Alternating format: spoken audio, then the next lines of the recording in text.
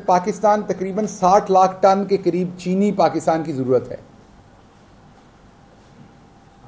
हम पिछले साल शुगर जो हमें चाहिए थी उससे कम पैदा कर रहे थे।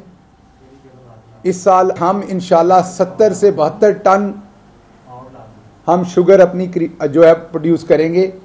3 शुगर मिल्स वहां चली जिनको एक साजिश के तहत बंद करवा दिया गया और इसे पॉलिटिसाइज किया जाता है ताकि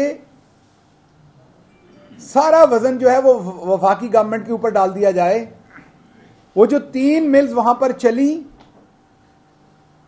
उनको भी बंद करवाया गया ताकि शुगर का एक बहरान पैदा हो और उस बहरान के पीछे फिर छुपकर हुकूमत के खिलाफ एक मार्च, हुकूमत के खिलाफ एक एहतजाज का सिलसिला शुरू किया जाए।